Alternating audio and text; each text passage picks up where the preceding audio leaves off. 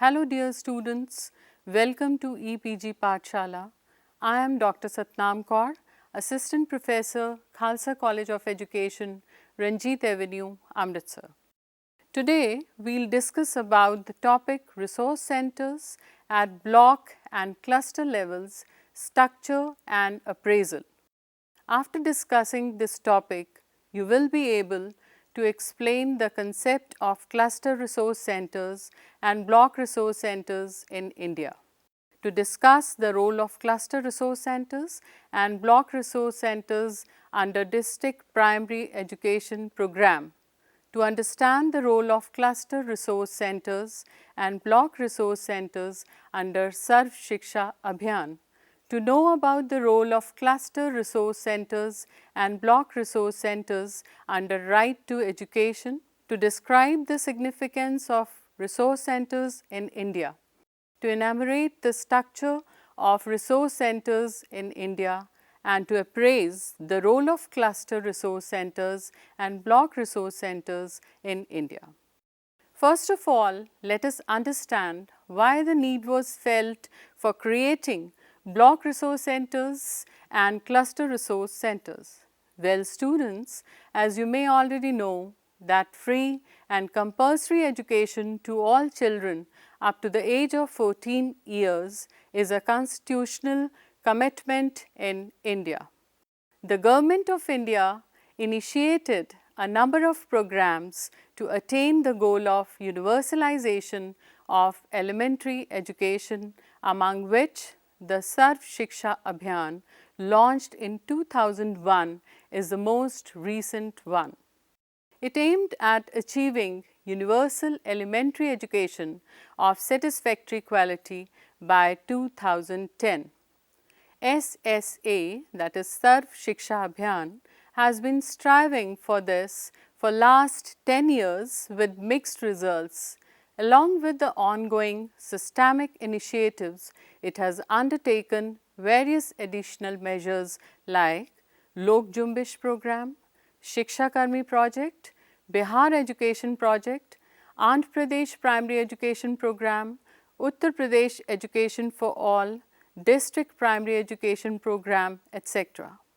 In the 10th year of Sarv Shiksha Abhiyan intervention, in such a large scale venture covering the entire nation for universalization of elementary education, it has now become main vehicle to implement right to education. The district and block level education inspectorate and district institute of education and training cannot attend pedagogical issues due to reasons like distance from the school, limitations in the terms of human resource, nature of duty, lack of training in various components, academic character, high number of the schools under coverage area, and may other responsibilities allotted to them. In a decentralized and community carried program like SSA, that is Sarv Shiksha Abhiyan, schools need to be supported from the nearest possible resource centers on a continuous and sustainable basis. The creation of the block and cluster resource centers on a large scale throughout the country represents an ambitious effort to provide academic structures that support and improve the quality of elementary education in schools. They were initially set up under the District Primary Education program, which was implemented in a phased manner in selected districts of the country and later expanded through SSA. They were seen as providing an alternative to the inspection system by shifting emphasis from inspection to resource support, in-service training of teachers, mentoring, on-site support, and training follow-up. In the context of the wide disparities in the current educational system, this commitment requires the block resource centers and cluster resource centers to actively promote and support a process of school quality improvement. Now, the question arises, what are the basic functions of block resource centers? Primarily, block resource centers seek to be resource centers for giving all kinds of on-site academic support to the teachers of elementary level. They are required to function as a venue for teacher training material development, community mobilization, action research works, and organization of different activities or competitions among teachers and students. All sorts of data on primary education should be available in BRC. BRC must be involved in planning, implementing, and monitoring district primary education program and Sarv Shiksha Abhiyan activities. One full-time block resource center coordinate of level 3 cadre of elementary level is selected, trained and engaged in each BRC and is to be assisted by additional block resource coordinators. Let's talk about the function of cluster resource centers. Cluster resource centers have been set up at the sub-block levels. However, 77% of the block resource centers and 45% of the cluster resource centers were located more than 3 kilometers from the schools. CRC is required to do the same activity at the cluster level as BRC at the block level. The cluster resource center coordinate will be accountable to the headmasters of the said school who have been declared as Panchayat Education Officers for rural and cluster education officers for urban areas. I would like to add here that Andhra Pradesh, Bihar and Rajasthan have the most number of CRCs located at the distance from the schools. Now, let us see the scenario of CRCs and BRCs under various schemes. CRCs and BRCs under District Primary Education Program, which is also known as DPEP. During the DPEP period, the BRCs and CRCs functioned mainly to deliver training to reorient pedagogic practices of primary school teachers to make them more sensitive to children from excluded groups and to make learning more enjoyable and interesting. Blocks served to provide trainings drawing on a pool of block resource persons and additional master resource persons, cluster resource persons primarily conducted school visits and monthly meetings of teachers. Both CRPs and BRPs also met another important requirement of the DPEP, which was to collect field data to monitor fund utilization as well as to provide statistics on various aspects of the second system, CRCs and BRCs under SSA. SSA is Sarv Shiksha Abhiyan, has widened the scope of school reform efforts. The scale is now countrywide and the range of activities are all encompassing. The systems are now aligned with existing institutions and structures of the states. The BRC and CRC are now more a part of large SSA system and state institutions. Their purposes, focus and activities are now expected to flow out of state education department considerations. The contexts and the situations of the state intervention, monitoring and vigilance now exhibit unprecedented diversity.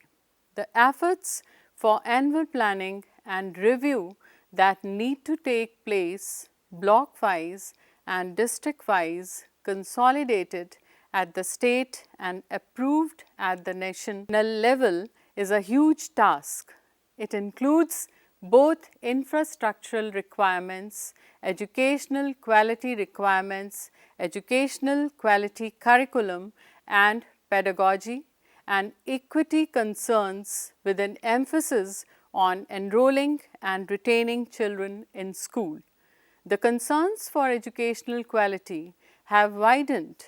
The need for data has also grown with the addition of District Information System for education and quality monitoring efforts. In this scenario, many states are confronted with the need to revisit their vision for the cluster resource person and block resource persons.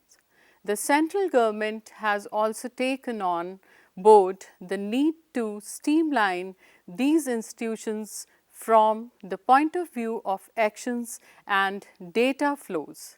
There have also been a few non-government interventions which have worked to strengthen and focus the academic work of these institutions. Next is CRCs and BRCs under RTE. The context of RTE brings a new reason to focus on the make these institutions workable and viable.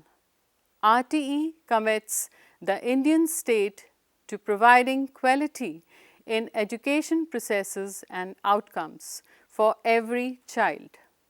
RTE also commits the state to regulate and monitor schools.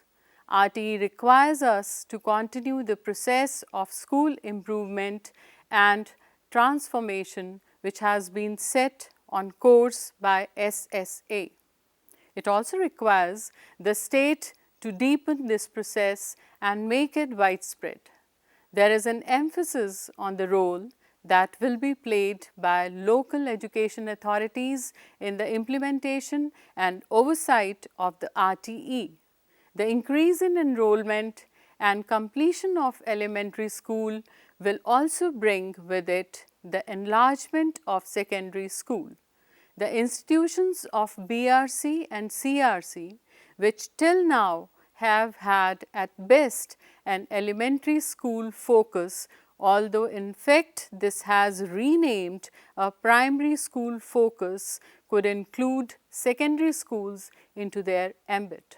Students, structure of block resource centers and cluster resource centers could be understood through a hierarchical structure. As you can see in the hierarchical structure shown here, Education Department is on the top in the hierarchy. Education Department supervises the block office and in reverse, block office provides information regarding quality improvement in school. It consolidates and oversees CRC's work and training section. It is requisite to role as a venue for teacher training, material development, community mobilization, action research works and organization of different activities or competitions among teachers and students. Block office supervises the cluster resource center and in reverse, cluster resource center provides information regarding quality improvement in schools.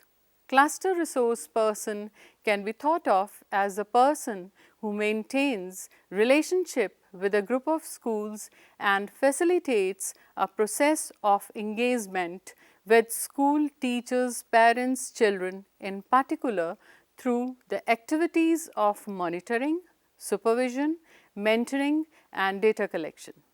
These are the activities where the state reaches and maintains regular contact with the school or field. Both CRCs and BRCs focus on school improvement primarily through enhancing school identity and academic functionality. CRP may meet once in a while for a talk or a workshop, but regular planning and review will take place at the school level. Let's talk about the present number of BRCs and CRCs. At present, 6,472 BRCs and 69,268 CRCs are operational in the country. In each block, there are several CRCs and each CRC covers a small number of schools within easy reach. BRCs are headed by Block Resource Center coordinators and CRCs by Cluster Resource Center coordinators. The BRC coordinator is academic coordinator or facilitator at block level who is responsible for in-service training of teachers and providing guidance to the CRC coordinators. They also organize training programs for members of village education committees and school development and monitoring committees. BRC coordinators also collect material from the district project office for distribution among the teachers, school development and monitoring committees, etc. through CRCs.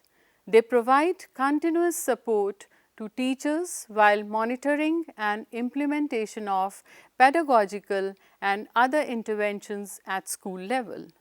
The tasks of CRC coordinators include providing constant support to the teachers, monitoring their performance, identifying their needs both in formal schools and alternative education centers, and cooperating with the SDMCs. The community and non-government organizations working in the area of education monthly meeting at cluster level are held and periodic visits to schools are made by CRC coordinators to monitor teachers' performance and to provide them on-site support. In nutshell, role of BRC and CRC is a mixed set of academic, supervisory, managerial, networking and creative activities. It goes beyond routine monitoring and supervision work as it encompasses providing support to schools and teachers through teacher training and teacher mentoring. It is for their professional growth, strengthening community school linkage, providing resource support and carrying out action research. In addition, administrators in the system depend on them for multifarious administrative activities as they are easily available workforce. Let's view the appraisal of BRCs and CRCs.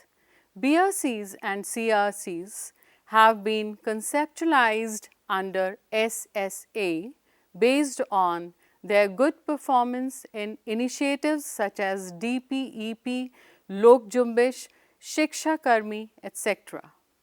Presently, nearly all BRCs and about 95% CRCs are operational in the country. However, much of their potential as academic resource centers are yet to be realized and their role and functions are to be academically channelized. BRCs and CRCs need to function as resource centers near the schools to study the problems and issues related to quality through effective use of district information system for education, household survey, quality monitoring tools, etc. Let's see the main aspects of appraisal. Firstly, training of teachers. BRCs and CRCs have major responsibility of training teachers so that they are able to perform their duties more effectively. Teachers attend an average one training program in Rajasthan, Himachal Pradesh, Uttar Pradesh and Madhya Pradesh and 2 to 3 training programs in other states. The average duration of programs is 5 to 8 days, except in Madhya Pradesh where it is for 14 days. As there may be some teachers in the sample who did not receive any training, the average duration is less than 20 days. Also, the training at CRC is possibly excluded as it is in the form of a meeting in which teachers participate officially and it is regarded as a part of training. These centers also provide on-site academic support to schools. Providing on-site academic support to schools is one of the major responsibilities of BRCs and CRCs. It is apparent that head teachers in majority of states need better support in academic activities such as in dealing with hard topics in learning in different subjects and classes, providing demonstration lesson at school level, competency-based testing, remedial teaching, providing help in preparation of lessons and use of teaching learning material. They also need improvement in such areas as timely distribution of TLM, that is teaching learning material or books, school and teachers grants, formation of teaching learning material bank and supply of more teaching learning material. Further, they want better strategies from BRC, CRC in improving retention of students. Third important point of appraisal is perception of village education committee members about the contribution of BRCs and CRCs. Village Education Committee appears to be the weakest link in the organizational structure of SSA in all the states covered in this study. To the program goals of SSA assume that establishment of a healthy and proactive relationship of its functionaries with the community is a critical element in effective and meaningful accomplishment of its goals and objectives. It is disheartening to note that such a situation does not exist in most of the states. The link between BRC and CRC and VEC is also weak, which is perhaps due to the following reasons: infrequent visits, physical distancing of BRC or CRC personnel with community members. VEC members do not have any real locus stand in involving themselves in the decision making for school activities. However, it must be mentioned that in spirit of such situation being common in more states, village education committees in some states appear to be quite vibrant and participate actively in the school activities. A case in point is that of Kerala, where VECs along with Panchayat Raj institutions at the grassroots level appear to develop and contribute significantly to schools. Further, the PRIs at the Panchayat level being powerful, it was reported that these bodies become political pressure groups and exert considerable pressure on the education department on various issues related to school development and SSA activities.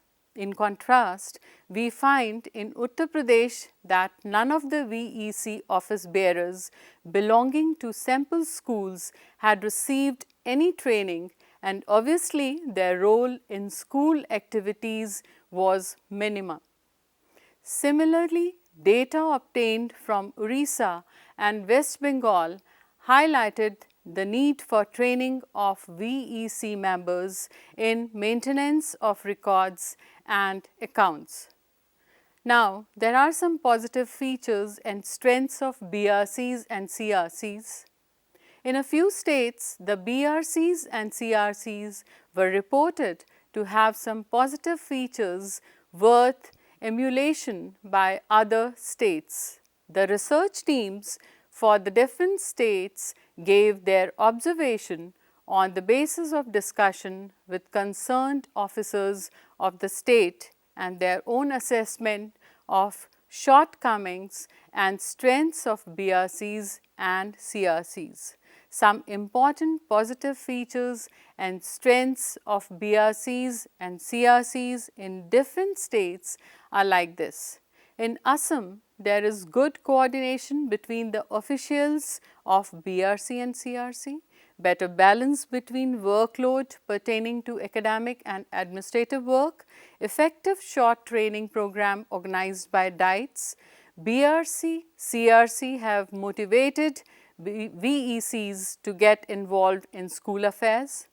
In Himachal Pradesh, there is good functional linkage and coordination between BRC and CRC with other stakeholders. In Karnataka also, there is vibrant functional link between DIET and BRCs and CRCs. Academic inputs and guidance by personal reliability program to teachers satisfactory.